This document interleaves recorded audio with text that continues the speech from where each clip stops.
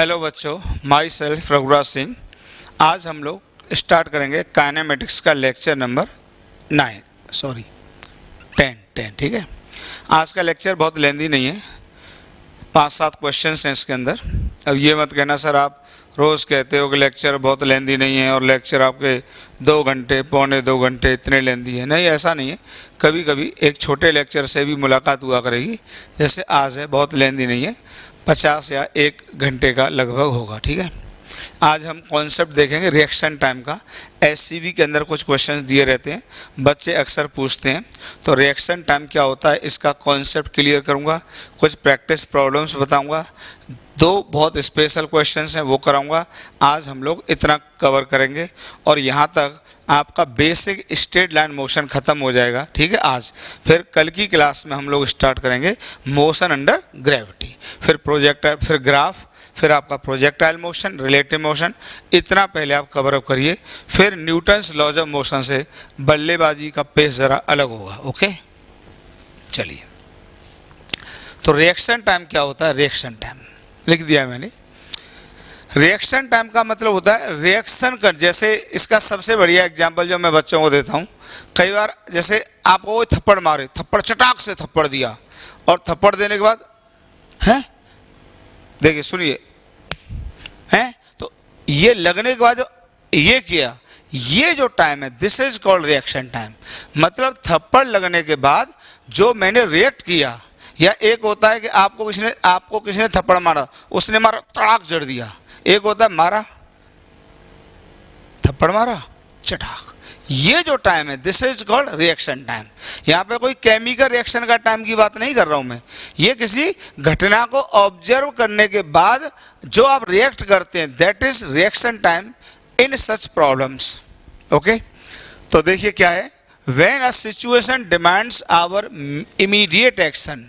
कोई सिचुएशन ऐसी होती है कि हमको वहाँ पे तुरंत एक्शन करना होता है, तो मैंने लिख दिया है इमीडिएट एक्शन, ठीक है। लेकिन क्या होता है, it takes some time before we really respond. लेकिन कुछ समय के बाद हम एक्चुअली में या रियली में रेस्पॉन्ड करते हैं, मतलब रिएक्ट करते हैं। रिएक्शन यहाँ पर रह गया, ठीक है। रिएक्शन टाइम लिख लेना। Reaction time is the time a person takes to observe, think and act. भाई, रिएक्शन टाइम वो टाइम होता है जिसमें कोई ऑब्जर्वर ऑब्जर्व करता है, फिर सोचता है और फिर एक्शन करता है। जैसे इसका सबसे बढ़िया एग्जांपल होता है, जैसे आप गाड़ी चला रहे हैं, तो आपने किसी को देखा, ब्रेक लगा दिए, तो आप कॉन्शियस थे, रिएक्शन टाइम 0। अब आपने किसी को देखा, फिर आपने सोचा कि देखा और फिर सोचा ब्रेक लगाएं, और फिर ब्रेक लगाई, तो इतनी देर में गाड़ी बढ़ जाती है और एक्सीडेंट हो जाता है। तो ये रिएक्शन टाइम होता है। इसलिए कहा जाता है कि वाइन पीकर आप गाड़ी ना चलाएं, क्योंकि शराब पीकर गाड़ी चलाने से रिएक्शन टाइम बढ़ जाता है। जब आप किसी को सामने देखते हैं, देखने के बाद फिर रिएक्ट करने में हल्का सा इंटरवल आ जाता है, उतनी देर के लिए आपकी कार की स्पीड कांस्टेंट बनी रहती है और कोलिजन होने की संभावना पूरी तरह से बढ़ जाती है। इसलिए कभी भी शराब पीकर गाड़ी ना चलाएं, ठीक है। ये कहलाता है रिएक्शन टाइम। अब इसमें एक बहुत ही फेमस क्वेश्चन एससीबी का होता है, हटा दें इसको। एससीबी का बहुत ही फेमस क्वेश्चन है, इसको जरा कर लीजिए, ठीक है। पढ़िए सवाल आराम से। देखिए, a driver takes 0.2 second to apply the brakes after he sees a need for it. एक ड्राइवर 0.2 सेकंड के बाद ब्रेक लगाता है। कब? जब वो देखता है कि मुझे ब्रेक लगाना चाहिए। जैसे गाड़ी लेके चले जा रहे हैं और देखा लगानी चाहिए, तो अभी नहीं लगाई, उसके भी 0.2 सेकंड के बाद लगाई, तो ये क्या हो गया, इसका रिएक्शन टाइम हो गया। तो अच्छा, रिएक्शन टाइम के दौरान जो स्टेटस होता है वो अपनी सिचुएशन चेंज नहीं करता है। अगर मान लीजिए आपको नीड है ब्रेक लगाने और आपकी गाड़ी 100 से चल रही है, तो अगर आपका रिएक्शन टाइम 0.2 है, तो जो गाड़ी होगी 0.2 सेकंड के लिए उसी 100 से मूव करती रहेगी, उसके बाद फिर वो रिटार्डेशन होगा। ये पॉइंट होता है, ठीक। तो if he is driving at a speed of 50 kilometre per hour. बताइए, 50 किलोमीटर पर आवर को मैं मीटर पर सेकंड में चेंज कर देता हूं, तो जानते होंगे 54 को अगर मीटर पर सेकंड में चेंज करेंगे तो जानते होंगे कितना होता है, 5/18 से मल्टीप्लाई करते हैं, इसको ऐसे कर लेते हैं जैसे 1 किलोमीटर, इसको सिखा देता हूँ आज R। अब मुझे मीटर पर सेकंड में इसको कन्वर्ट करना है, तो किलोमीटर के मीटर बना दो, तो 1 किलोमीटर में कितने मीटर होते हैं बताइए, 1000 मीटर, ठीक। और R के आप सेकंड बना दो, तो ये कितना होता है बताइए, 60 मिनट इंटू 60 सेकेंड, तो ये 2 शून्य उड़ गए यहाँ से, और ये आ जाता है बच्चों 10/36 and this is equal to 5/18। इसको मीटर पर सेकंड कहते हैं। तो इसको बच्चे याद कर लेते हैं कि 1 किलोमीटर पर आवर बराबर किसके होता है बच्चों, 5/18 मीटर पर सेकंड। और इसी तरीके से अब यहीं से देखो मैं ये भी कैलकुलेट कर सकता हूँ, अगर इसको मैं उल्टा कर दूं, 1 मीटर पर सेकंड बराबर कितना हो जाएगा, 18/5 किलोमीटर पर आवर। तो आप इसको कंसेप्ट को याद कर लो कि अगर कभी भी आवश्यकता पड़े, और काफ़ी ज़्यादा पड़ती भी है, किलोमीटर पर आवर से मीटर पर सेकंड बनाना हो तो 5/18 से मल्टीप्लाई कर देते हैं। हर बच्चे को याद बना रहता है, आपको याद नहीं है तो ख़राब बात है, याद है तो अच्छी बात है, नहीं याद है तो सीख लीजिए, इसके बाद याद रखना आपकी जिम्मेदारी है, नहीं तो फिर ख़राब बात है। ओके, तो 1 किलोमीटर पर आवर बराबर 5/18 मीटर पर सेकंड होता है। ओके, ठीक है, ये हटा देता हूँ, ये मैंने कन्वर्ट कर दिया। तो ये हुआ कितना, ये फिर हो गया 54 इंटू 5/18, 18 से 3 बार मरेगा ये, और ये आ जाएगा 15 मीटर पर सेकंड, ठीक। तो एक तरह से हुआ ये, ध्यान से सुनिए, ठीक, यहाँ से ध्यान से सुनिए। अब यहाँ पे एक कार थी, अब यहाँ पर ये 15 मीटर पर सेकंड से मूव कर रही थी, ठीक, t = 0 पर, ठीक। अब देखिए, अब मान लीजिए यहाँ पर इसको नीड हुई इसी मोमेंट पर कि भाई मुझे ब्रेक लगाने चाहिए, तो ब्रेक लगाने चाहिए, यहाँ पे नीड हुई, need of brakes, need to apply brakes, यहाँ पर ब्रेक लगाने की आवश्यकता हुई, पर क्या बताइए उसका रिएक्शन टाइम 0.2 सेकंड है, तो क्या यहाँ पर ब्रेक लगाएगा, नहीं लगाएगा। अभी ब्रेक नीड होने के 0.2 सेकंड बाद लगाएगा, तो 0.2 सेकंड के लिए जो गाड़ी होगी वो उसी स्पीड से मूव करती रहेगी, कितने से, 15। तो फिर यहाँ पर आ जाएगा कोई t = 0.2 सेकंड। तो बताइए जो 15 मीटर पर सेकंड से 0.2 सेकंड के लिए मूव करेगी, तो यहाँ से जो डिस्टेंस चल जाएगा x1 = वो कितना चल जाएगा, 15 into 0.2 and this is equal to 3 metre, 3 metre का डिस्टेंस चल जाएगा। अब यहाँ पर अभी भी इस कार की स्पीड कितनी होगी बताइए, 15 ही होगी। क्लियर हुआ। अब क्या कह रहा है, अब ब्रेक लगा, अब यहाँ पे ब्रेक लग गए, यहाँ पे क्या लग गए, ब्रेक्स आर अप्लाइड, ब्रेक्स लग गए दादा। अब ब्रेक लगने के बाद इसमें एक रिटार्डेशन होगा, कितने का, 6 मीटर पर सेकंड स्क्वायर, कैसा दिया हुआ है क्वेश्चन में देखो, deceleration of 6 metre per second square, find the distance travelled by the car after he sees the need to put the brakes. तो नीड यहाँ पर हुई थी, तो यहाँ से डिस्टेंस बताना होगा जब तक कार रुके। तो मान लीजिए यहाँ पे जाके इसकी स्पीड क्या हो गई, 0 हो गई, और यहाँ पे कोई टाइम कितना हो गया, इसको आप डेल्टा t को आप t0 कह दो, यहाँ से यहाँ तक के टाइम को, ठीक। अब इसमें इंटरवल, इसमें 6 मीटर पर सेकंड स्क्वायर का रिटार्डेशन है। अब आप ये निकाल लो कितनी देर में गाड़ी रुकी, ठीक। तो गाड़ी रुकी, या इसमें सीधे सीधे आप क्या लगा सकते हो, ये भी लगा सकते हो, v² = u² + 2as, डायरेक्ट लगा दीजिए। तो फाइनल वेलोसिटी 0, ये डायरेक्शन क्या ले लोगे बताइए, पॉजिटिव ले लोगे। इनिशियल कितनी थी इस मोमेंट पर, 15 का स्क्वायर कितना होता है, 225 + 2 ए, ये डायरेक्शन पॉजिटिव लिया, ए इधर है तो क्या लिखेंगे, माइनस, और एस मुझे निकालना है। मान लीजिए यहाँ से यहाँ तक की जो डिस्टेंस है उसको मैं क्या कह देता हूँ, x2 कह देता हूँ, तो ये आ जाएगा x2। डिस्प्लेसमेंट इनिशियल से फाइनल पॉजिटिव होगा, ठीक। तो ये आ जाएगा बच्चा 225 = 12x2।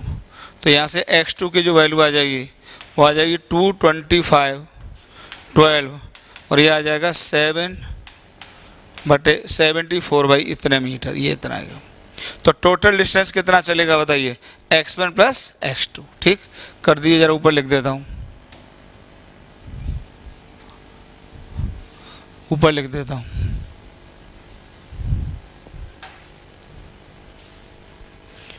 तो जो टोटल डिस्टेंस आ जाएगा, टोटल डिस्टेंस, अच्छा यहाँ पे डिस्टेंस और डिस्प्लेसमेंट बराबर ही होंगे। क्यों बराबर होंगे? क्योंकि यूनि डायरेक्शनल मोशन है यहाँ से लेके यहाँ तक, बाई डायरेक्शनल नहीं है। मूविंग पार्टिकल ने अपना डायरेक्शन ऑफ मोशन चेंज नहीं किया है। तो total distance equal to total displacement, total distance equal to total displacement equal to आ जाएगा 3 + 75/4 इक्वल टू 12 + 75/4 इक्वल टू 787/4 इतने मीटर। ठीक, this is your answer, this is your answer. ठीक है, क्लियर है क्वेश्चन?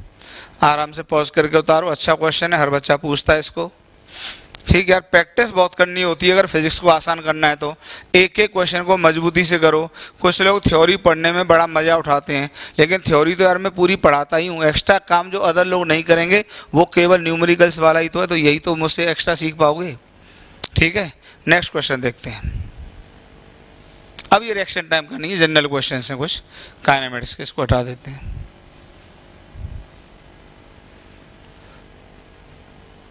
देखिए क्वेश्चन,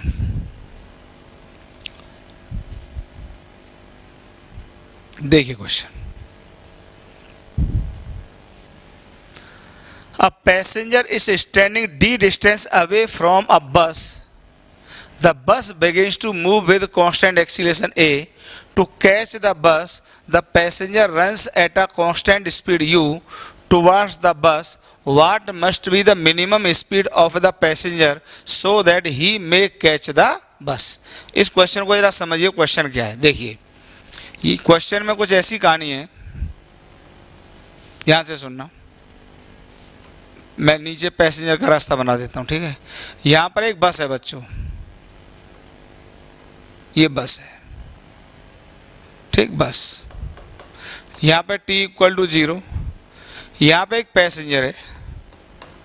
ठीक, चलो ए लिख देते हैं इसको, बस को बी लिख देते हैं। अब ये बस को यहाँ से कितने दूरी पर देखता है? डी डिस्टेंस पर, डी डिस्टेंस पर देखता है। आराम से देख लीजिए, a passenger standing D distance away from a bus, the bus begins to move with constant acceleration A. तो अगर बिगिन मतलब उसने चलना शुरू किया, तो चलना शुरू किया तो बस की जो इनिशियल वेलोसिटी होगी वो क्या लेंगे? 0, लेकिन बस एक्सीलरेशन से मूव करती है ए के से। टू कैच द बस, अब बच्चा कई बार आप बस देखिए, आप दौड़ते हैं तो बस एक्सीलरेशन से जा रही है, तो कई बार आप देखते हैं बस को पकड़ लेते हैं, कई बार आप जस्ट टच कर देते हैं, और कई बार बस आपके पकड़ में नहीं आती है। तो तीनों सिचुएशन डिस्कस करता हूं। ठीक है, पैसेंजर रन एट, और ये कांस्टेंट स्पीड से मूव कर रहा है जो बस को पकड़ना चाहता है passenger, toward the bus. What must be the minimum speed of the passenger so that he may catch the bus. ठीक है, ये क्लियर है। अब देखिए, अब ये पैसेंजर यहाँ पर t = 0 पर ही मान लीजिए ये u से चलना स्टार्ट करता है। अब क्या होगा? ये कांस्टेंट एक्सीलरेशन a से चलना शुरू करता है। अब देखिए क्या हुआ, जैसे ये चला इसकी स्पीड कम होगी।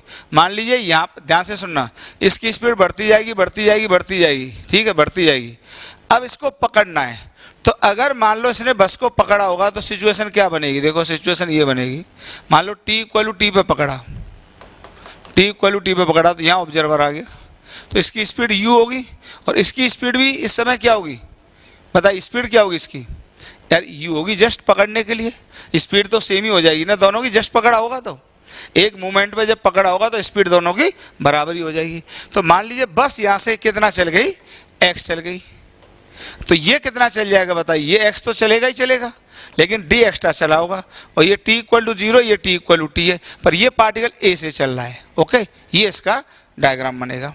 अच्छा, अगर मान लीजिए इस समय पर जब इसकी स्पीड u ही, इसकी स्पीड इसकी स्पीड u से ज़्यादा हो गई होती तो ये आगे भाग जाती, पकड़ ही नहीं पाता, और इससे कम होती तो बहुत अच्छा, वो आराम से पकड़ लेता। पर हमको पूछा है कि u की मिनिमम स्पीड क्या हो, तो मिनिमम के लिए यही सिचुएशन जनरेट करनी पड़ेगी भाई। अगर इसके देखिए, अगर इसकी स्पीड आप कम कर देते तो इस मोमेंट पे इसकी ज़्यादा होती, इसकी कम होती तो कभी नहीं पकड़ पाता। और अगर इसकी स्पीड ज्यादा कर दोगे तो आराम से पकड़ पाएगा, और बहुत ज्यादा कर दोगे, इतना तेज दौड़ा तो कोई उछल के ही पकड़ ले। तो ये नहीं डिस्कस करना है, हमको डिस्कस ये करना है कि इसकी मिनिमम स्पीड क्या कर देंगे जिससे ये इसको कैच कर ले। तो यही वाली सिचुएशन जनरेट करनी पड़ेगी कि जिस मोमेंट पर पकड़े इसकी स्पीड क्या हो जाए, u हो जाए। ये u आपका कांस्टेंट है एक तरह से। क्लियर हो गया, ये हो जाए आपका। चलिए अटेम्प्ट करिए इसको, ठीक है, ये आ जाए। तो कुछ है नहीं, कुछ है नहीं, करिए।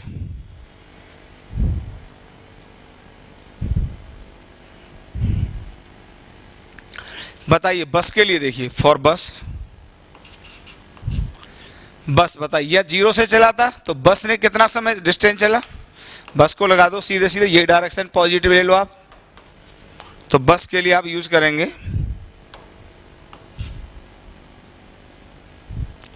S equal to UT plus half AT square. अगर बस के लिए यूज करेंगे तो बस कितना चली, x बराबर u कितना था 0 प्लस हाफ AT का स्क्वायर, ये चलेगा। ठीक, फॉर बॉय या पैसेंजर, पैसेंजर या बॉय के लिए ये तो कांस्टेंट स्पीड से चल रहा है, तो t टाइम के लिए चला, तो ये क्या आ जाएगा बताइए, d प्लस एक्स बराबर u इंटू टी आ जाएगा। इक्वेशन नंबर सेकंड, ठीक, इक्वेशन नंबर सेकंड।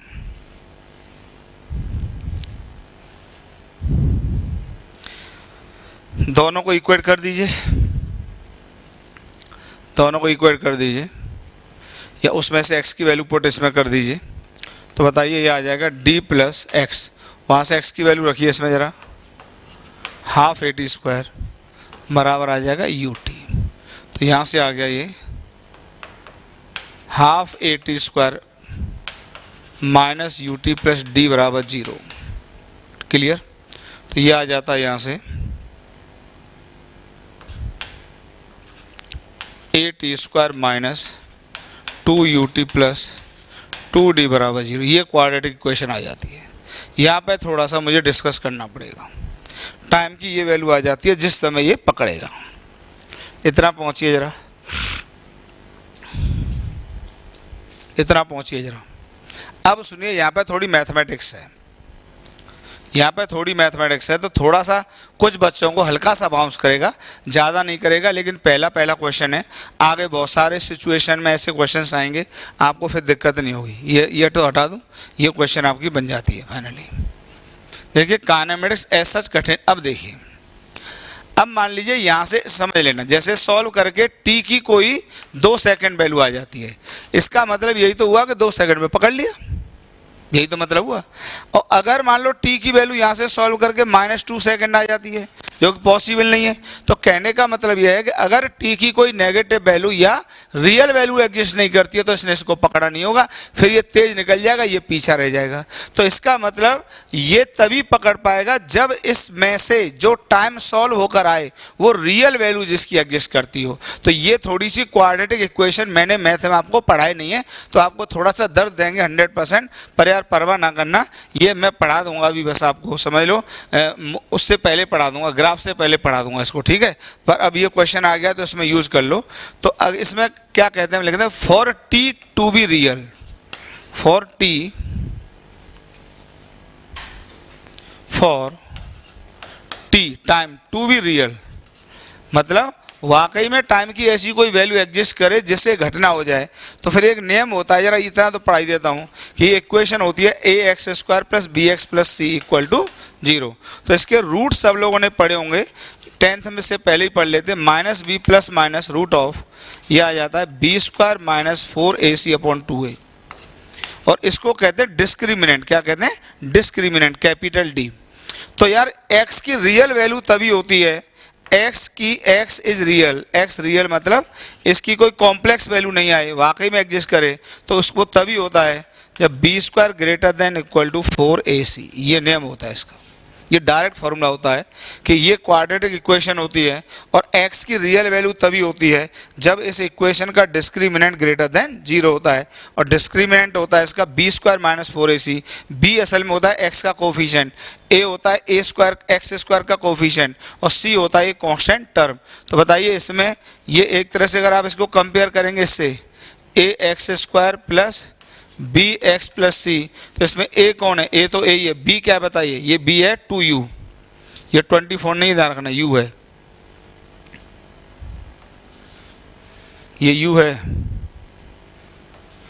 24 नहीं है, ठीक। और c कौन है? ये है, ये c का काम करेगा, ये b का काम करेगा और ये a अपनी जगह है। तो अगर t की रियल वैल्यू होगी तो इसका डिस्क्रिमिनेंट ग्रेटर देन 0 हो जाएगा, तो डिस्क्रिमिनेंट ग्रेटर देन 0 हो जाएगा। तो बताइए d इक्वल टू आ जाएगा under the root b square, b कितना है बताइए? 2u का स्क्वायर, तो ये आ जाएगा 2u स्क्वायर माइनस 4। a बताइए, a बोले तो a है और c बोले तो c अपनी जगह कितना है? 2d, ठीक। और ये जो डिस्क्रिमिनेंट है, मैंने गलत लिख दिया, डिस्क्रिमिनेंट अंदर वाली क्वांटिटी को कहते हैं, गलत क्या मतलब वैसे लिख दिया। तो जो d हो जाएगा बी स्क्वायर, बताइए डी होता है बी स्क्वायर माइनस 4ac। तो जो डी हो जाएगा बी स्क्वायर कितना है बताइए? 2u का स्क्वायर माइनस 4a, a की जगह आ जाएगा c कितना? 2d, ठीक। और ये आ जाए ग्रेटर देन इक्वल टू 0, ठीक।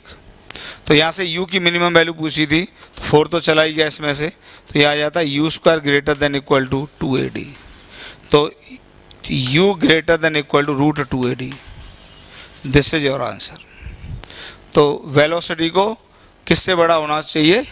रूट 2ad से बड़ा होना चाहिए। a यहाँ पर होगा एक्सीलरेशन ऑफ द बस और d होगा कितना ही पीछे खड़ा हुआ था, ठीक। ये इसका डायरेक्टली आंसर होता है। कर लो, अच्छा सवाल था, काफ़ी अच्छा सवाल था। आगे बढ़ें, चलिए नेक्स्ट क्वेश्चन। अब पैसेंजर, वही क्वेश्चन आ गया क्या फिर से? अच्छा ठीक, अगला देखिए।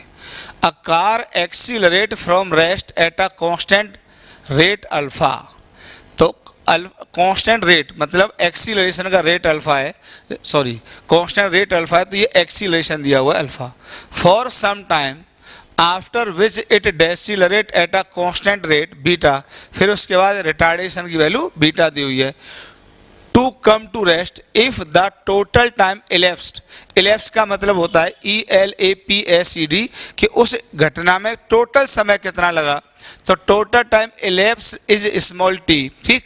Find maximum velocity attain the total distance travel, ठीक। चलिए करते हैं, सवाल में कुछ है नहीं, पहले क्वेश्चन का मतलब आपको समझा देते हैं। मतलब क्वेश्चन का ये है, ध्यान से सुनिए, कि यहाँ से कोई कार t इक्वल टू 0 पर चली और कुछ नहीं दिया है तो रेस्ट ही चली और x इक्वल टू 0 से चली। अ कार एक्सीलरेट फ्रॉम रेस्ट, दिया हुआ रेस्ट। अब यहाँ पे ये अल्फा के एक्सीलरेशन से दौड़ रही है, तो दौड़ते दौड़ते कुछ यहाँ पर एक वेलोसिटी क्या आ गई होगी, मान लो मैक्सिमम। बता रहे हैं क्यों मैक्सिमम कह रहे हैं हम इसको, क्यों इसके बाद क्या स्टार्ट होना है? रिटार्डेशन। क्या स्टार्ट होना है? रिटार्डेशन। अब इसके बाद इसका रिटार्डेशन शुरू हो जाएगा कितना? बीटा से। तो अब इसकी स्पीड लगातार घटेगी और घटते घटते मान लीजिए यहाँ पे वेलोसिटी क्या आ गई? 0 आ गई। तो मान लीजिए इस काम में जो समय लगा वो यहाँ से यहाँ तक t1 लगा और यहाँ से यहाँ तक का समय कितना लगा? t2 लगा। तो एक तो आपको जो दिया हुआ है वो ये दिया हुआ है कि t1 प्लस t2 की जो वैल्यू दी है वो t दी हुई है, ये है, ये आपको दिया हुआ है, ठीक है। तो कुछ नहीं है, यहाँ से ये दिया हुआ है। तो एक तो आपको v मैक्स फाइंड आउट करना है और मान लीजिए यहाँ तक का डिस्टेंस x1 है, ये डिस्टेंस यहाँ से कितना है? x2 है, मान लीजिए ये डिस्टेंस x1 है यहाँ से यहाँ तक। तो एक आपको x1 plus x2 find out करना है। आपको क्या फाइंड आउट करना है? एक तो v मैक्स बराबर क्या, और एक आपको जो फाइंड आउट करना है वो x1 प्लस x2 बराबर क्या, ये फाइंड आउट करना है। क्वेश्चन ऊपर से तो हटा दूँ, तो यहाँ से यहाँ तक देखिए, कार रेस्ट से स्टार्ट होके पहले कांस्टेंट एक्सीलरेशन से दौड़ती है और उसके बाद रिटार्ड करते करते रेस्ट में आ जाती है। तो जब तक एक्सीलरेशन होगा भाई, जब तक उसकी स्पीड लगातार बढ़ती जाएगी, मतलब जिस मूवमेंट से रिटार्डेशन शुरू होगा उससे जस्ट पहले उसकी वेलोसिटी क्या होगी, मैक्सिमम होगी। ठीक, बिल्कुल होगी मैक्सिमम। क्लियर। अब जरा इसको सॉल्व कर देते हैं।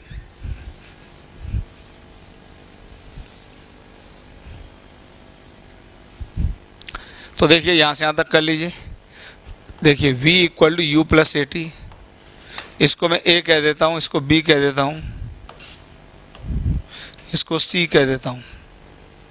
तो यहाँ पर v मैक्स को v नोट कह दें, चलो v नोट कह देते हैं। ठीक है, इसको v मैक्स को v नोट कह देते हैं। ठीक है, v नोट बाय इनिशियल 0 और ये आ जाएगा अल्फा t1। ये पहली इक्वेशन। फिर आप इसको लगा, ये कहाँ से कहाँ तक लगा दी, a से b। फिर आप लगा दो b टू c। अब इसमें फिर लगाएंगे v equal you plus A T. तो अब ये डायरेक्शन आप पॉजिटिव लेंगे मान लीजिए इस इंटरवल में। तो फाइनल वेलोसिटी यहाँ 0 हो रही है, इनिशियल कितनी है v not maximum, plus acceleration कितना है बताइए, माइनस बीटा, और ये आ जाएगा t2। तो यहाँ से ठीक, ये सेकंड इक्वेशन आ गई। v नॉट की वैल्यू है, सेकंड इक्वेशन आ जाती है। अब दोनों से टाइम निकाल लीजिए। तो यहाँ से बताइए, यहाँ से t1 की वैल्यू कितनी आ जाएगी, v नॉट बाई अल्फ़ा आ जाती है, और यहाँ से बताइए t2 की वैल्यू कितनी आ जाती है, v नॉट बाई बीटा आ जाती है। और आपको ये दिया हुआ है t1 प्लस t2 की वैल्यू आ जाती है, वो t दी हुई है। तो t1 की वैल्यू लिखेंगे आप v not by alpha, plus t2 की वैल्यू लिखेंगे v नॉट बाई बीटा और ये t दिया था, अल्फ़ा बीटा दिए थे। तो v नॉट इसमें कॉमन ले लो, alpha beta, alpha plus beta into T. तो यहाँ से v not equal to V max, यही हमको निकालना था, इक्वल टू आ जाएगा alpha beta upon alpha plus beta into T. This is your answer. तो वेलोसिटी की मैक्सिमम वैल्यू ये आ गई। ठीक है, वेलोसिटी की मैक्सिमम वैल्यू ये आ गई। अब आप x1 x2 भी फाइंड आउट कर सकते हैं। इतना पहुंचिए भाई, हमने क्या यहाँ से यहाँ तक इक्वेशन लगा दी, v नॉट फाइंड आउट करना था और t1 t2 के टर्म्स में एक्सप्लेन कर लिया, और t1 प्लस t2 कितना दिया हुआ था, t दिया हुआ था। तो जब हमने यहाँ से यहाँ तक इक्वेशन लगाई, यही डायरेक्शन क्या लिया, पॉजिटिव। तो v नॉट यहाँ पर मैक्सिमम स्पीड आ गई, 0 से स्टार्ट हुआ, अल्फा एक्सीलरेशन और t1 का टाइम, तो t1 ये आ गया बेटा वैल्यू। ठीक, फिर हमने दूसरे में यूज़ किया, यहाँ से लेके यहाँ तक यूज़ किया। तो फाइनल वेलोसिटी यहाँ पर 0 क्यों दिया हुआ है, वो रुक गया या रेस्ट में आ गया। इनिशियल यहाँ की v नॉट ली जाएगी, क्योंकि मैं इक्वेशन और मोशन इस इंटरवल में यूज़ कर रहा हूँ। तो ये आ जाएगा v नॉट, और रिटार्डेशन था, या ये कहो कि ये इधर था इस डायरेक्शन में, ये पॉजिटिव था, तो माइनस बीटा, और ये t2 की वैल्यू ये आ गई, t1 प्लस t2 किया तो ये आ गया। ठीक, हटा दे रहे हैं इसको। तो यहाँ पर आपको ये मिल गया v not equal to V max. जो मिला वो क्या मिला बताइए, ये मिला आपको alpha beta upon t alpha plus beta. यही आया ना, यही आया। ठीक है, ये t है।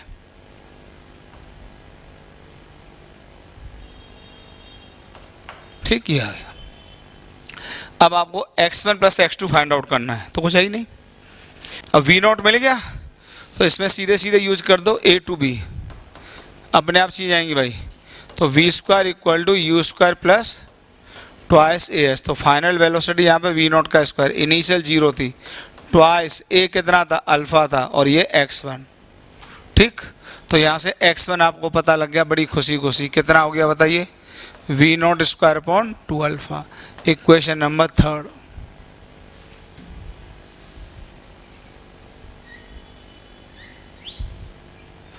ठीक, फिर आप इसको यूज़ कर दिए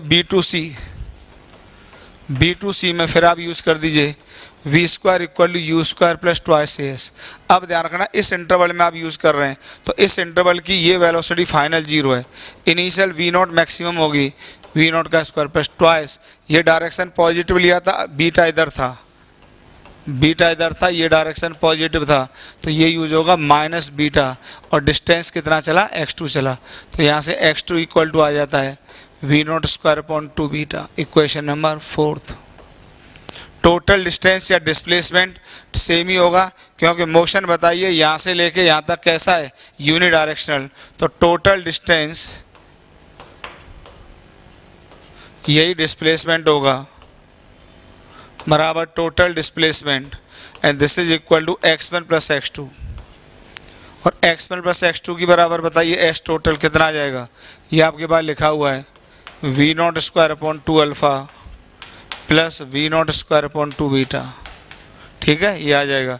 v0 की वैल्यू पुट कर लेना जो मैंने लिखाई थी आपको, ये वैल्यू टाइम में आंसर आएगा। ठीक है, ये वैल्यू यहाँ जाके रख दीजिए, यहाँ रख दीजिए, आंसर आ जाएगा। क्लियर यार? क्वेश्चंस की जितनी प्रैक्टिस करोगे चीज़ें उतनी आसान हो जाती हैं और 100% आसान हो जाती हैं। ठीक है, नेक्स्ट क्वेश्चन देखिए, आराम से करिए, एक ऑब्जेक्टिव क्वेश्चन है, आसान क्वेश्चन है। प्रैक्टिस करो यार, मज़ा आ जाएगा आपको, समझ लो। मैं तो हमेशा बच्चों से ऑफलाइन में भी इतना काम कराता हूँ, और अभी कुछ बच्चे पता है क्या सोच रहे होंगे, कोर्स, अरे यार कोर्स 100% ख़त्म कर देंगे आपके एग्ज़ाम से पहले।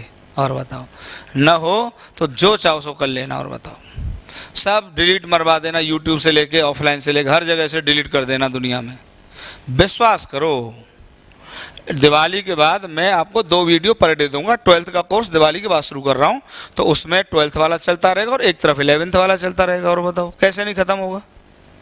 12th वाला भी चलेगा, 11th वाला भी चलेगा, और डेली चलेगा। यही तरीका है। और प्रैक्टिस इतनी कर, अच्छा आप कहेंगे सर हम सेल्फ स्टडी कब करेंगे, और क्या कर रहे हो, ये यही करो, यही प्रैक्टिस करो, अलग से क्वेश्चंस की आवश्यकता नहीं, मैं दे दूंगा। हाँ, फिर आपके एग्जाम के लिए 500 क्वेश्चन का जेईई मेंस के लिए क्रैश कोर्स, नीट के लिए अलग से क्रैश कोर्स, एडवांस के लिए अलग से क्रैश कोर्स, बोर्ड के लिए अलग से क्रैश कोर्स। तो जरूरत क्या है, पहले जो सिखा रहा हूँ बेसिक फिजिक्स वो तो सीखो, तब तो किसी की आवश्यकता पड़ेगी, सब मेरे ऊपर छोड़ दो। अब यार ऑनलाइन के यही फायदे हैं, क्या टेंशन ले रहे हो। अब देखिए, the velocity of A particle moving along x axis is given by, velocity का ये फंक्शन दिया हुआ है, find the magnitude of acceleration of the particle when the velocity of the particle is 0। ठीक, पार्टिकल की वेलोसिटी 0 होगी तो उस मोमेंट पर आपको क्या बताना है, एक्सीलरेशन बताना है। वी ए फंक्शन दिया हुआ है, ठीक, वी ए दिया हुआ है, तो वी इक्वल टू दिया हुआ है x square minus 5x plus 4। तो पहले तो आप ये देख लो वेलोसिटी 0 कब होगी, वेलोसिटी को 0 कर दो तो फिर एक क्वाड्रेटिक इक्वेशन बन गई। तो वेलोसिटी 0 होगी तो ये आ जाएगा x square minus 5x plus 4 बराबर 0। ये इतना सब जानते हैं सॉल्व करना। बताइए इस इक्वेशन से सॉल्व होके ये आ जाएगा कि कौन कौन सी पोजीशन पर वेलोसिटी 0 होगी, बिल्कुल आ जाएगा। तो ये आ जाएगा मेरे हिसाब से X square minus 4x minus X plus 4 equal to 0। तो x कॉमन ले लो यहाँ पर, x माइनस 4 और माइनस 1 और x माइनस 4 इक्वल टू 0। तो यहाँ से आ जाता है x माइनस 1 और x माइनस 4 इक्वल टू 0।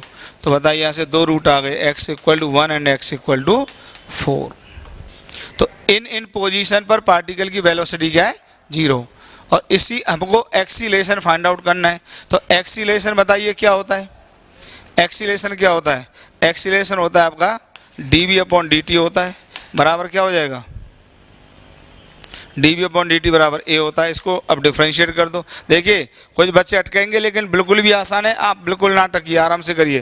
भाई एक्सीलरेशन dv अपॉन dt होता है, यही तो होता है। इसको आप डिफरेंशिएट कर दीजिए। अब आप इसको टाइम के रेस्पेक्ट में डिफरेंशिएट कर रहे हैं, तो थोड़ा सा मैं यहाँ पे बताना चाहूँगा आपको कुछ बातें। टाइम के रेस्पेक्ट में डिफरेंशिएट करें, सुनो। जैसे ये होता y इक्वल टू एक्स, तो अब या एक्स स्क्वायर, तो जब आप इसको x के रेस्पेक्ट में करते हैं तो ये आता है 2x। लेकिन अगर यही मैं लिखूँ dy अपॉन dt, तो बताइए क्या आएगा, 2x आएगा इनटू फिर x को और करना होता है dx बाई dt, ये लिखा जाता है। प्लीज यार इसको देख लो, अगर ये x वेरिएबल है इसको x के रेस्पेक्ट में करोगे तो 2x आएगा, फिर x को भी डिफरेंशिएट करना होता है। ये नियम देखिए वहाँ से आता है, मैं आपको समझा दूं, यहाँ से नियम आता है। जैसे हमने y equal to F of X की पावर n ये बताया था, तो जब हमने लिखा था dy अपॉन dx, तो यही तो समझाया था n और एफ एक्स n माइनस 1 और फिर d upon dx of F of x, यही तो समझाए थे, यही तो समझाए थे। तो अगर यहां पर ये dy बाई डी टी होता तो ये पता क्या आता, ये आता n f ऑफ x की power n minus one into D upon D T of f of x। और जब f ऑफ x का डेरिवेटिव करोगे तो आखिरी में x का भी तो करेंगे टाइम के रेस्पेक्ट में। हालांकि मैं डिफरेंशिएशन पढ़ा चुका हूं, पर कोई कंफ्यूजन है तो यहां से समझ लो, उसको थोड़ा सा समझ लीजिए थोड़ा सा आप इसको। तो जो एक्सीलरेशन आ जाएगा तो देखो 2x, तो ये आ जाएगा 2x। अब x का भी डेरिवेटिव तो होगा टाइम के रेस्पेक्ट में, तो ये लिखा जाएगा dx by D T. Clear हुआ? ये लिखा जाएगा माइनस ऐसे 5, x का डेरिवेटिव 1 होता है और फिर x का टाइम के रेस्पेक्ट में dx बाई डी टी, ये होगा, ये होगा। अब आपको एक्सीलरेशन पूछा है कब, जब वेलोसिटी 0 होगी।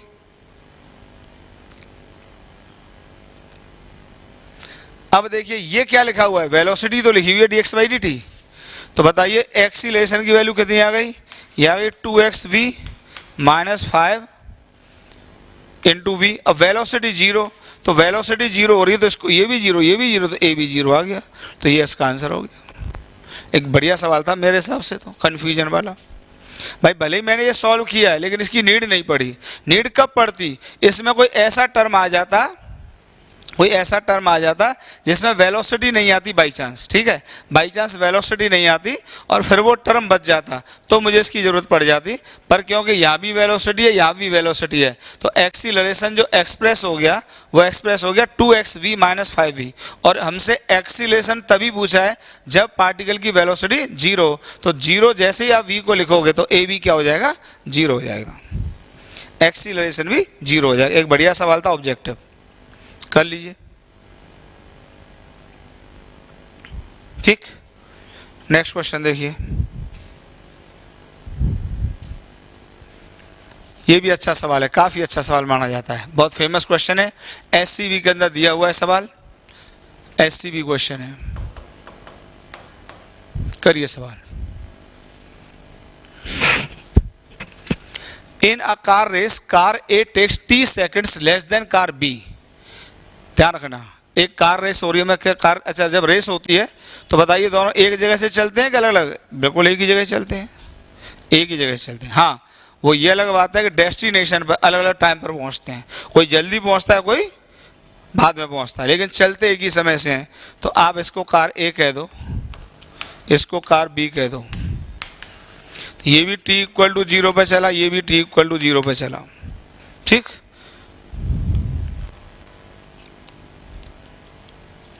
अच्छा जब कार रेस स्टार्ट होती है तो हमेशा इनिशियल वेलोसिटी 0 ही होती है, तो इसकी भी 0, इसकी भी 0। हाँ, दोनों के ताकत अलग अलग होती है, मतलब दोनों के एक्सीलरेशन अलग अलग होते हैं। तो दिया हुआ है at the finish and the passes the finishing point with velocity v more than car b, assuming that the car start from rest, ये लिखा हुआ है, and travels with constant acceleration a1 and a2। तो ये देखिए a1 से भागती है और ये a2 से भागती है। अब बताइए जल्दी कौन पहुंचेगी, जिसका एक्सीलरेशन ज्यादा होगा वो जल्दी पहुंच जाएगी। हालांकि दिया क्या, जरा देखिए कौन जल्दी पहुंच रही है, car A takes t second less than car B, मतलब जल्दी ए पहुंच रही है। ठीक है, ध्यान से सुन लेना। तो आपको दो बातें लिखनी पड़ेंगी, जैसे ये यहाँ पर, जैसे आपने इसको t equal to capital T पर पहुंचा दिया, तो ये कब पहुंचेगी बताइए, t dash equal to capital T plus T, ये पहुंचेगी। ठीक है, या अगर आपने इसको, देखिए ध्यान से सुन लीजिए, या अगर आपने इसको t equal to capital T पर पहुंचा दिया b को, तो फिर ये जो कार A है ये इससे पहले पहुंच रही है, तो इसका t डैश इक्वल टू क्या हो जाएगा, t माइनस टी हो जाएगा, ये हो जाएगा। अगर t double dash equal to capital T पर पहुंच रही है ये, तो ये कब पहुंचेगी, ये कैपिटल T माइनस टी, दोनों तरीके हैं लेने के, दोनों तरीके। या तो आप इसको t equal to capital T पर पहुंचा दो तो ये पहुंचेगी t सेकंड के बाद, तो ये हो जाता कितना, capital T plus small t। और अगर आपने इसको कैपिटल T पर पहुंचाया तो ये उससे t सेकंड पहले पहुंच रही है, तो ये पहुंच जाएगी t माइनस टी। अच्छा, डिस्टेंस दोनों के बराबर ही होंगे, ये भी x होगा तो ये भी x होगा, क्योंकि पहुंचेंगे तो डेस्टिनेशन पर ही। दूसरी इंफॉर्मेशन क्या दी है, देखिए ध्यान से सुनना, car A takes T second कम तो ले रहा है, अच्छा कम ले रहा है तो मैंने कम का ही वो माइनस लगा दिया, वो ज़्यादा थोड़ा सा लैंग्वेज का फर्क है और कोई बात नहीं, तो माइनस लगा दिया है, ठीक है। Car be at the finish end passes the finishing point with velocity v more than, अब देखिए ये v ज़्यादा है तो इसकी वेलोसिटी या v नॉट कह दो, तो इसकी वेलोसिटी कितनी है, v नॉट प्लस v है, एक आप यूज कर लो। तो मैंने क्या किया, जो कम है वो माइनस कर दिया और ज़्यादा वाला बढ़ा दिया, तो यही वाली लैंग्वेज यूज कर ली, कोई दिक्कत नहीं है। इतना देखिए, ये सिचुएशन है आपके सामने क्वेश्चन की। तो अब आपको ये प्रूव करना है कि जो v आएगा, जो v आएगा v, ये v है, इसकी वैल्यू कितनी लिखनी है, root a1 a2 into t, ये प्रूव करना है, ये प्रूव करना है, ये प्रूव करना है आपको। चलिए पॉज करके ट्राई करो, हम तो कह रहे हैं पॉज करके ट्राई करो। या एक तरह से ये कह सकते हो कि यहाँ से आपको v और t का रेशियो फाइंड आउट करना है, और v और t का रेशियो आ जाएगा a1 रूट a1 a2, ये फाइंड आउट करना है। चलिए क्लियर, इसको हटा दें और यहीं सॉल्व कर दें इसको, सब तो क्लियर है ही, सब तो क्लियर है ही, सब तो क्लियर है, ठीक। अब देखिए फॉर ए के लिए देख लेते हैं जरा, ए के लिए देख लेते हैं, ए के लिए देख लेते हैं। आप इसमें यूज कर लो s equal to u t plus half A T square, ठीक। तो एस एक्स चला, u जीरो था प्लस हाफ a1 की एक्सीलरेशन, यही डायरेक्शन क्या ले लो दोनों में पॉजिटिव, एक्सीलरेशन a1 और टाइम कितना लगा था t माइनस टी का स्क्वायर, तो यहाँ से आ जाता है ये t माइनस टी बराबर root of 2x upon a1, equation number 1, ठीक है। इसी तरीके से जब फॉर b करोगे तो यही इक्वेशन आप इसमें यूज कर दो। अब ये भी यहाँ से यहाँ तक कितना चला, x ही चला, इनिशियल वेलोसिटी इसकी भी 0 प्लस हाफ, एक्सीलरेशन a2 का, और टाइम कितना लगा इसको, t का स्क्वायर, ठीक, इक्वेशन नंबर 2, ठीक है। तो यहाँ से जो कैपिटल T आ जाता है वो आ जाता है 2x, अरे यार क्या क्या हट गया इसमें से, ठीक।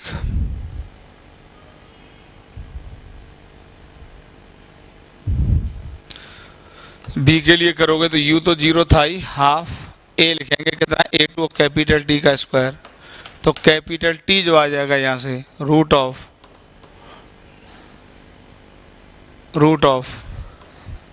2 इधर जाएगा 2x अपॉन a2, ये क्वेश्चन नंबर 2, ठीक है। आराम से करिए, ये टाइम आ गया दोनों का। अब एक वेलोसिटी वाली इंफॉर्मेशन यूज कर लीजिए, एक वेलोसिटी वाली इंफॉर्मेशन यूज कर लीजिए। अब वेलोसिटी में यूज कर लीजिए आप, ठीक है। v इक्वल टू क्या लगा दीजिए, u प्लस ए टी, तो फॉर a, और a के लिए यूज करेंगे तो वेलोसिटी कितनी है यहाँ पर, v नॉट प्लस v बराबर इनिशियल तो 0, एक्सीलरेशन a, और टाइम कितना लगा इसको बताइए, t minus T, equation number 3। For b के लिए यूज कर लीजिए, फाइनल वेलोसिटी कितनी है, v नॉट बराबर इनिशियल 0, एक्सीलरेशन a2 का, और टाइम कितना लगा t बराबर फोर्थ इक्वेशन, ठीक। इतना कर लीजिए पहले।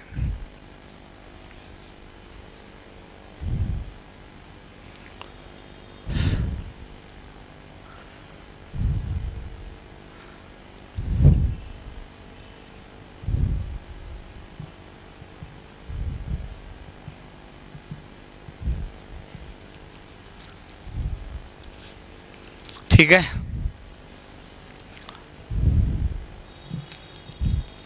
अब इसमें वैल्यू पुट कर दीजिए, तो ये आ गया कितना आपका, ये तो हटाई दूँ, तो ये जो आ जाएगा v not plus v, solving का ही थोड़ा सा खेल होता है, a1 इंटू, बताइए t माइनस टी की वैल्यू कितनी है बताइए, 2x/a1, तो ये क्या आ गया बताइए, रूट ऑफ 2a1x। ऐसे यहाँ से जो v0 आ जाएगा, ये आ जाएगा a2 इंटू कैपिटल T कितना है 2x/a2, तो बराबर आ जाएगा ये रूट ऑफ 2a2x। ठीक है, अब जो दिया है वो पुट करते चले जाओ, जो दिया है जरा वो पुट कर लो। ठीक है, v0 की ये वैल्यू आ गई, इसको हटा दें, अब तो सॉल्व ही करना है मेनली, अब तो सॉल्व करना है, जो यूज होना था वो हो गया। अब देखिए उसमें क्या है, जरा देखिए, v0 प्लस v बराबर, ये आया आपका बच्चा 2a1x, और v0 कितना है बताइए, root of 2a2x plus v बराबर रूट ऑफ 2a1x। तो यहाँ से जो v की वैल्यू आ जाती है वो आ जाती है root of twice a1x minus twice a2x, ये आ जाती है v की वैल्यू। क्योंकि आप याद रखो, हमको, मैंने आपको ये बताया था कि हमको एक तरह से v/t फाइंड आउट करना है, तो v निकाल लिया। इसी तरीके से आप देखिए t माइनस टी बराबर, ये कितना है, रूट ऑफ 2a/, ये आपको दिया हुआ है रूट ऑफ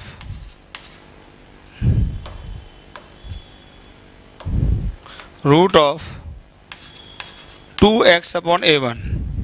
यहाँ से आ जाएगा कैपिटल, और कैपिटल T की वैल्यू ये दी हुई है, तो कैपिटल T कितना है बताइए, 2x/a2 माइनस टी बराबर रूट ऑफ 2x/a1।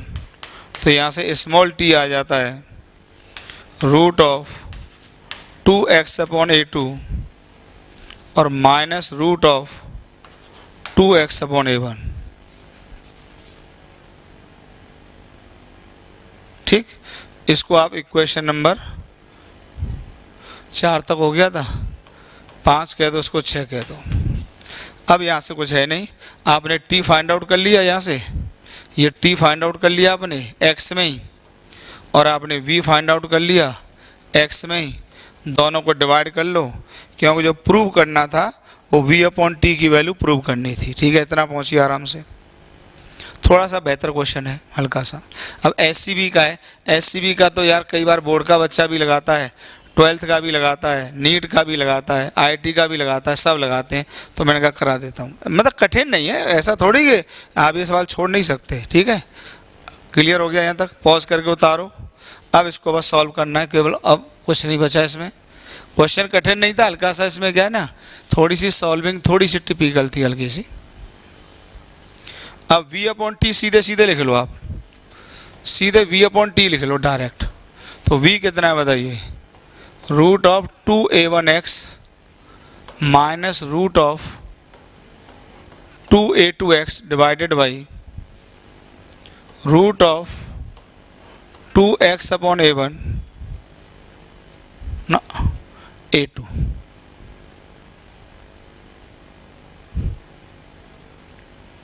a2 ये माइनस रूट ऑफ 2x/a1। देखिए अब रूट 2x इसमें से भी, इसमें से भी, इसमें से भी, सब में से मर गया, तो ये ऊपर क्या बच गया, root a1 minus root a2। ये क्या बच गया, 1/√a2 माइनस 1/√a1।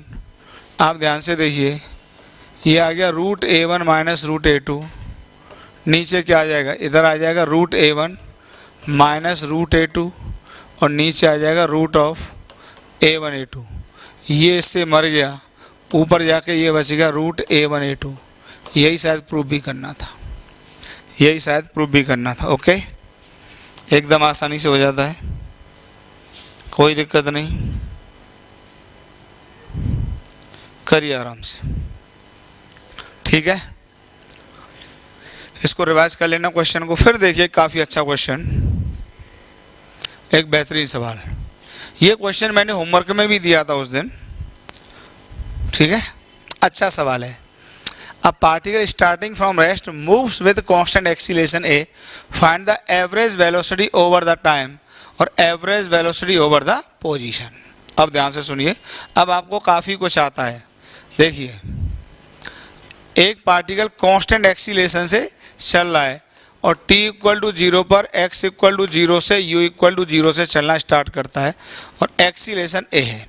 अब मान लीजिए किसी भी time t equal to t पर यहाँ पहुँच जाता है x इक्वल टू x है, तो हमको पता है यहाँ पर इसकी वेलोसिटी कितनी होगी, सब जानते हैं। बताइए वेलोसिटी क्या होगी। वेलोसिटी को आप u प्लस ए टी से लगा दो तो वेलोसिटी आ जाएगी a इंटू टी, और अगर वेलोसिटी को पोजीशन से लगा दो v square equal to you square plus twice a x, क्योंकि मान लीजिए यहाँ तक कितना चल गया, x चल गया और यही डायरेक्शन क्या ले लिया, पॉजिटिव ले लिया, तो वेलोसिटी आ जाएगी इनिशियल तो 0 आ जाएगी और ट्वाइस ए एक्स, तो यहाँ से वेलोसिटी आ जाएगी root of twice a x. तो दोनों ही वेलोसिटी आ गई, ये भी आ गई, ये भी आ गई। दोनों में अंतर यह है कि एक फंक्शन ऑफ टाइम है और एक फंक्शन ऑफ पोजीशन है, क्योंकि हमसे दोनों ही पूछे हैं, average velocity over the time और average velocity over the position, दोनों ही पूछे। तो हमने वेलोसिटी को टाइम का फंक्शन भी लिख दिया। ये यहाँ पर वेलोसिटी क्या है, टाइम का फंक्शन है, velocity equal to F of t, और ये जो है यहाँ पर वेलोसिटी है आपका पोजीशन का फंक्शन एफ ऑफ एक्स। ठीक, बहुत अच्छा क्वेश्चन है। यहाँ पर वेलोसिटी है पोजीशन का function, velocity equal to F of x. Okay, clear है। चलिए, इतना काम हो गया, अब तो फंक्शन मेरे हाथ में आ गया, अब कुछ नहीं है। अब देखिए, किसी भी फंक्शन का एवरेज मैंने क्या बताया था, किसी भी फंक्शन का एवरेज, किसी भी फंक्शन का एवरेज अगर वो टाइम का है, तो अगर टाइम का फंक्शन इसकी एवरेज वैल्यू चाहिए तो ये होता है F of T D T upon D T, उठा के इंटीग्रेट करेंगे, लिमिट 0 से t ये करेंगे। और अगर पोजीशन का फंक्शन है तो इसका एवरेज वैल्यू क्या सिखाई थी, F of x D x integration 0 से x, और यहाँ पर ये डी एक्स 0 से x ये है। तो पोजीशन का फंक्शन है तो F of x D x upon D x का इंटीग्रेशन, और अगर टाइम का फंक्शन है तो F of T D T upon D T, ये प्रॉपर इंटीग्रेशन, ये मैं बता चुका हूँ आपको। ठीक, अब हमें चाहिए क्या, वेलोसिटी की एवरेज वैल्यू चाहिए, ये तो हटा ही दें, कर ही चुके हैं। तो वेलोसिटी की एवरेज वैल्यू चाहिए हमको यहाँ पर।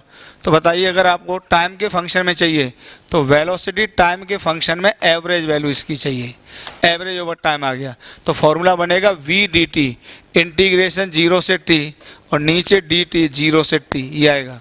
बताइए, टाइम के फंक्शन में है क्या, ए टी है, ये क्या है ए टी डी टी 0 से t, और क्या आ जाएगा बताइए, ये आ जाएगा डी टी 0 से t। तो ये कितना आ गया बच्चों, अब देखिए a तो कांस्टेंट है और t का इंटीग्रेशन आएगा टी स्क्वायर बाई 2, लिमिट 0 से t, और ये आ जाएगा t, तो ये आ गया, बताइए कितना आ गया, A T square by 2 into T बराबर हाफ ए टी स्क्वायर। ये आ गया क्या ना, हाफ ए टी स्क्वायर नहीं, हाफ ए टी,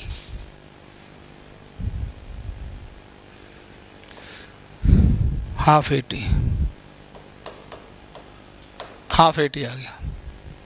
ठीक है, हाफ ए टी आ गया, क्लियर। और अगर आपको यही पोजीशन के फंक्शन में निकालना हो आंसर,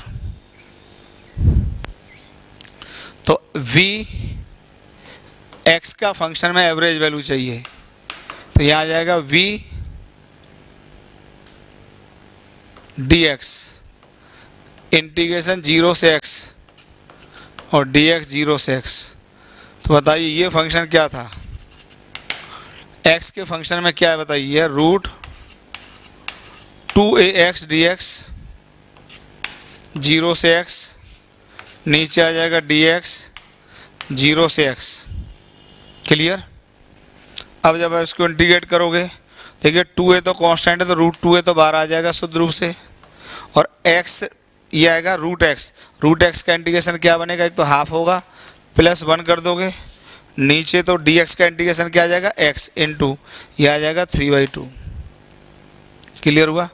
तो ये जो इंटीग्रेशन आएगा यहाँ से, ये कितना आ जाएगा बताइए, 2 पर पहुँच जाएगा, तो रूट 2a इंटू नीचे आएगा 3, अब ये x है तो x एक x मर जाएगा तो ये बचेगा रूट x, तो तो ये जो आंसर बचा ये बचा 2/3 और √2ax, ये इसका आंसर बचा। तो दोनों देखिए आंसर अलग अलग हैं। इवन कोई स्टूडेंट ये कहे कि सर इसमें अगर टाइम को x में पुट कर दें तब भी देखिए आंसर अलग आएगा। ठीक है, देखो कैसे लगाएगा, ध्यान से देखना। जैसे बॉडी यहाँ से चली थी, यहाँ से चली थी u = 0 से a के एक्सीलरेशन से t = t पर x = x पर यहाँ पर पहुँची, इसकी वेलोसिटी v दोनों में एक्सप्रेस कर दी थी। तो t = t/x की वैल्यू तो ½ at² आ जाएगी, ये तो क्लियर है भाई। आप यूज़ कर दो s = ut + ½ at², तो ये x हो जाएगा, u 0 था प्लस ½ at², तो ये लिख दिया हमने सीधे। ठीक है, तो अगर मैं इस इक्वेशन में t की वैल्यू पुट भी कर दूं यहाँ पर, देखिए इसी को देखिए, इसको देखिए, इसको ऊपर वाले को, इसको देखिए, इसको अगर यहाँ पर आपका v एवरेज टाइम के फंक्शन में क्या है बताइए, ½ at आया है। तो अगर मैं यहाँ से t की वैल्यू पुट भी कर दूं, देखो ½ a × t अगर पुट करेंगे यहाँ से तो बताइए क्या आएगा, √2x/a आएगा, ये आएगा। ठीक, 2x ये आएगा। तो देखिए ये आंसर इससे 100% अलग है।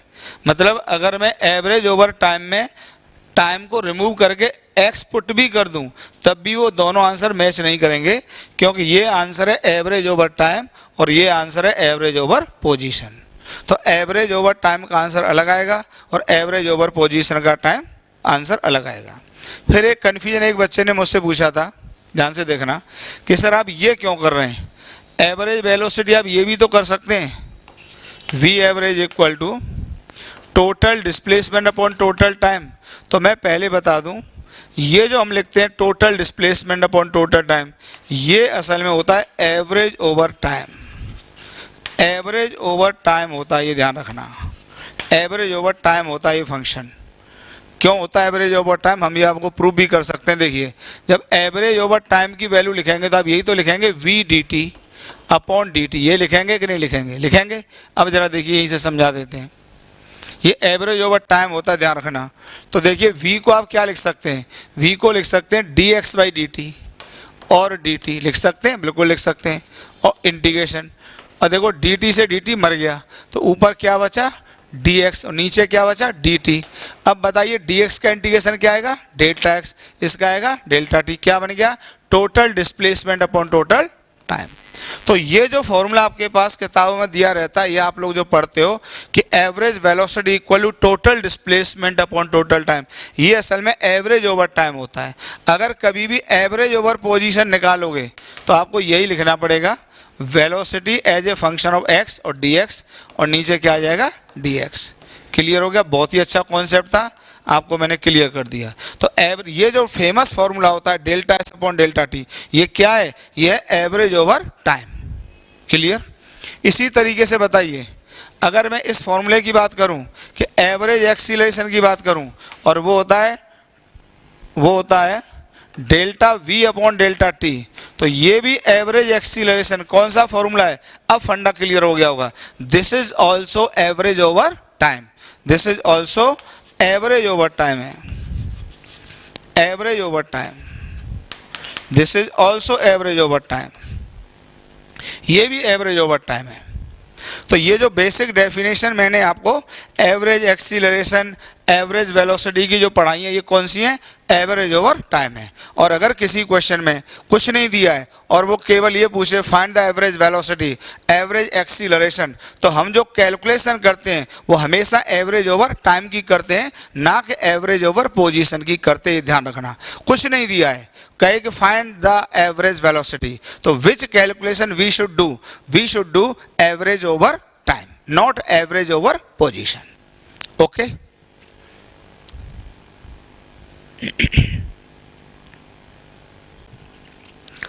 अब एक बहुत बड़ा कन्फ्यूजन बच्चों को अक्सर रहता है, और होना भी चाहिए, अच्छा पॉइंट है। वहाँ पर बाई चांस थ्योरी में मैंने एक्सप्लेन नहीं किया था, कंसेप्ट करके लिख दिया है, difference between d/dt of v और dv/dt का मॉड। पहले सुन लीजिए, ये क्या लिखा हुआ है, ध्यान से देखो, आपको समझाते हैं। देखिए ये जो क्वांटिटी लिखी है d upon D T of v का मॉड, पहले ध्यान से सुन लीजिए, और एक लिखा है d upon D t v का मॉड और इसका मॉड। दोनों में पहले अंतर क्लियर करता हूं। इसका मतलब क्या है, ये है, देखिए ये किसी फंक्शन का आपने डेरिवेटिव लिया है और ये जो फंक्शन है इसके अंदर ये है magnitude of velocity, magnitude of velocity. तो इसको हम क्या पढ़ेंगे, इसको पढ़ेंगे रेट ऑफ चेंज, रेट, ये एक ऑब्जेक्टिव क्वेश्चन है, बहुत ही फेमस होता है, ध्यान से सुन लेना, अच्छे से पढ़ लेना। Rate of change of magnitude of velocity. अब इसमें कन्फ्यूजन कहाँ कर जाते हैं बच्चे, इसको हम ये भी पढ़ते हैं लिखते हैं rate of change of velocity और rate of change of velocity. कहने का मतलब यह है कि अगर कहीं पर ये लिखा हुआ है कि rate of change of velocity, तो उसका मतलब ही ये होता है rate of change of magnitude of velocity. बार बार कोई नहीं लिखने जा रहा है कि rate of change of magnitude of velocity, यही लिख के छोड़ देते हैं rate of change of velocity, पर उसका मतलब ही होता है rate of change of magnitude of velocity. ठीक है, ये पहले क्लियर हो गया। अब इसका मतलब समझो ये क्या है, ये है असल में वेलोसिटी का रेट ऑफ चेंज ऑफ का मैग्नीट्यूड। पहले देखो ये है, ये किया है और इसके ऊपर ये मॉडुलस लगाया है, तो ये क्या है मैग्नीट्यूड ऑफ, ध्यान से सुन लेना, मैग्नीट्यूड ऑफ। अब ये मैग्नीट्यूड ऑफ है, ये क्या है मैग्नीट्यूड का रेट ऑफ चेंज है और ये है रेट ऑफ चेंज का मैग्नीट्यूड। अंतर अभी क्लियर होगा, चिंता ना करो, पहले बताता हूं। Magnitude of rate of change of velocity. ठीक, अगर मैं इस दूसरी वाली बात को थोड़ी देर के लिए हटा दूं तो इनके अंतर को समझना बहुत आसान हो जाएगा आपको। पहले क्लियर हुआ, ये क्या है कि किसी का मैग्नीट्यूड है उसका रेट ऑफ चेंज है, ये क्या है कि कोई फिजिकल क्वांटिटी है उसका रेट ऑफ चेंज है, तब उसका मैग्नीट्यूड है। पहले तो जो लिखा है उसको पढ़ने में अंतर पैदा करिए, जो मेरे हिसाब से 110% कन्फ्यूजन होता ही है। पहले ये क्लियर करिए कि दोनों में अंतर क्या है, ये है, ये हो गया। अब एक्सप्लेन कर देते हैं, अब एक्सप्लेन कर देते हैं, अब एक्सप्लेन कर देते हैं। हम यहां से स्टार्ट करते हैं। देखिए हमने आपको एक्सीलरेशन क्या पढ़ाया था, ये पढ़ाया था rate of change of velocity, यही तो पढ़ाया था। फिर हमने ये कहा था कि अगर कोई पार्टिकल जनरल पाथ पे मूव कर रहा है तो यहाँ पर जो वेलोसिटी है ये मैग्नीट्यूड में भी चेंज हो सकती है और डायरेक्शन में भी चेंज हो सकती है। तो फिर हमने ये हम आपको पढ़ा चुके हैं, लेकिन दोबारा से करेंगे बहुत कायदे से। तो डी अपॉन डी टी, इसको हम लिख सकते हैं वी वेक्टर का मॉड और वी का डायरेक्शन, ये लिख सकते हैं। तो ये होता है मैग्नीट्यूड, ये होता है डायरेक्शन। तो दोनों भी वेरिएबल हो सकते हैं, दोनों भी कांस्टेंट हो सकते हैं, कुछ भी हो सकता है, पर हमने अगर हम जनरल में स्टडी करेंगे तो हम ये मानेंगे कि दोनों के दोनों वेरिएबल हैं, ये मानेंगे। तो ए वेक्टर इक्वल टू, अब बताइए, ये एक बार फिर बता देता हूँ कि अगर कभी भी कोई function y equal to F of x और इनटू जी ऑफ एक्स लिखा हुआ है और अगर आप इसको डिफरेंशिएट करो, कुछ भी डिफरेंशिएट करो D Y upon D T, तो आप लिखेंगे F of X into D upon D T of G of X plus फिर आप लिखेंगे G of X into D upon D T of F of X. यार यही शायद प्रोडक्ट रूल हुआ करता था। तो अब यहाँ पर भी आपके दो फंक्शन फंस गए, तो इसको आप क्या लिखेंगे, v का मॉड डी वी का डायरेक्शन अपॉन डी टी, ठीक, प्लस v का direction d upon D T of v का मॉड। मेरे हिसाब से कोई कन्फ्यूजन नहीं, ये लिखा हुआ है, ध्यान से देखो, ये तो मैग्नीट्यूड है सिंपली और ये है rate of change of direction. याद है, मैं पढ़ा भी चुका हूँ, rate of change of direction. ये यूनिट वेक्टर है, डायरेक्शन है, और ये है rate of change of magnitude of velocity. तो याद करो, मैंने ये जो बोला था इसको बोला था ए नॉर्मल और इसको बोला था ए टेंजेंशियल, इसको बोला था ए नॉर्मल और इसको बोला था ए टेंजेंशियल।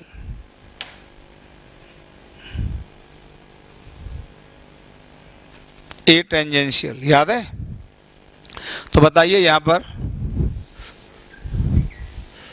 अब यहीं से फंडे क्लियर होने लगेंगे। तो ये जो ए है तो ये आ जाता है a normal plus a tangential. तो इसमें ए जो नॉर्मल होता है ये होता है v का mod into d v upon D t का डायरेक्शन, और ए टेंजेंशियल जो होता है ये हो जाता है सिंपली, ये तो मैग्नीट्यूड 1 हो जाएगा सीधे D upon D T of v के मॉड का डेरिवेटिव ये है। ठीक है, ये क्लियर हो गया। तो ये जो क्वांटिटी होती है ये होती है टेंजेंशियल एक्सीलरेशन। ठीक, ये होती है टेंजेंशियल एक्सीलरेशन। इतना उतारो, समझाता हूँ आपको। ठीक है, तो ये, और दूसरा क्या था आपके पास, d upon D T of v ये था। तो एक तरह से आपको इस वेक्टर का मॉड चाहिए, तो इस वेक्टर का जब मॉड लोगे तो ये क्या बनेगा जरा बताइए, ये बनेगा अंडर द रूट। ठीक, अब हमें पता है ये दोनों वेक्टर एक दूसरे के नॉर्मल होते हैं, ये नॉर्मल होते हैं। अगर कोई दो वेक्टर नॉर्मल है, एक इधर और एक इधर है, तो उनका रिजल्टेंट ये आ जाता है, और पाइथागोरस थ्योरम से कैलकुलेट हो जाएगा इसका स्क्वायर प्लस इसका स्क्वायर। देखिए टेंजेंशियल एक्सीलरेशन और नॉर्मल एक्सीलरेशन और टेंजेंशियल एक्सीलरेशन हमेशा एक दूसरे के परपेंडिकुलर होते हैं। तो ऐसे में अगर परपेंडिकुलर है, मान लो ये है ए नॉर्मल और ये ए टेंजेंशियल, तो ये जो ए हो जाएगा ये हो जाएगा under the root a normal का स्क्वायर प्लस ए टेंजेंशियल का स्क्वायर। ऐसा हो जाता है, होता ही है, वो क्या जाता है। तो बताइए ये जो क्वांटिटी होगी इसमें क्या होगा बताइए, ए नॉर्मल का स्क्वायर भी होगा प्लस ए टेंजेंशियल का स्क्वायर भी होगा। तो दोनों में अंतर साफ साफ क्लियर है। ये है rate of change of velocity का मैग्नीट्यूड, तो ये होगा, और ये है rate of change of magnitude of velocity, तो ये केवल ए टेंजेंशियल होगा। क्लियर हुआ, तो ये केवल ए टेंजेंशियल होगा और ये केवल ए नॉर्मल होगा। ये बात क्लियर हो गया। तो अच्छा, किस सिचुएशन में दोनों सेम होते हैं और किस सिचुएशन में अलग होते हैं ये भी जरा समझो। ठीक, तो इन विच सिचुएशन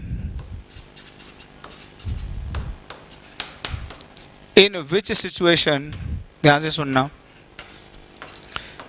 dv अपॉन dt एंड आर सेम। तो अब देखिए कुछ है ही नहीं, ये जो क्वांटिटी निकल कर आई थी ये निकल के आई थी ए नॉर्मल का स्क्वायर प्लस ए टेंजेंशियल का स्क्वायर। तो जिस सिचुएशन में ए नॉर्मल जीरो होगा, when a normal is zero, a normal zero, जहाँ नॉर्मल जीरो हो जाए तो वहाँ पर बताइए क्या हो जाए, ये जीरो हो जाएगा। तो फिर ये क्वांटिटी बन जाएगी ए टेंजेंशियल, और ये ए टेंजेंशियल है ही। तो बताइए दोनों वेक्टर एक जैसे हो गए, और ए नॉर्मल तब जीरो हो जाएगा जब कोई भी पार्टिकल अपना डायरेक्शन चेंज ना करे। तो when particle does not change its direction, जब पार्टिकल अपना डायरेक्शन चेंज ना करे, कहने का मतलब स्ट्रेट लाइन मोशन। तो स्ट्रेट लाइन मोशन के लिए ध्यान रखना, अगर पार्टिकल का ये जो dv अपॉन dt ये बराबर क्या होगा, dv अपॉन dt, ये दोनों एक ही क्वांटिटी होंगी। तो जब पार्टिकल अपना डायरेक्शन ना चेंज करे तो rate of change of magnitude of velocity बराबर magnitude of rate of change of velocity, दोनों बराबर हो जाएंगे, क्योंकि यहाँ पर नॉर्मल एक्सीलरेशन की वैल्यू जीरो हो जाएगी। ये आपको समझा दिया है। और अगर पार्टिकल ने अपना डायरेक्शन चेंज कर दिया तो उस केस में ए नॉर्मल जीरो नहीं होगा, तो वहाँ पर ये क्वांटिटी अलग होगी और ये क्वांटिटी अलग होगी। एकदम फंडा क्लियर। अगर फिर भी मैं कह रहा हूँ किसी भी बच्चे को कोई डाउट रहा करे तो पर्सनल व्हाट्सएप नंबर मेरा लिख लो, इस पे मुझे व्हाट्सएप कर दिया करो 97968226। ये मेरा ही नंबर है, डायरेक्ट मुझसे ही बात होगी, मुझसे ही व्हाट्सएप होगा। लिख दिया करो, तो अगली क्लास में मैं आपका डाउट हमेशा दूर कर दिया करूँगा। ठीक है, चलिए पढ़ाई करते रहो। ये क्लास में यहीं रोकता हूँ, अगली क्लास में मोशन अंडर ग्रेविटी।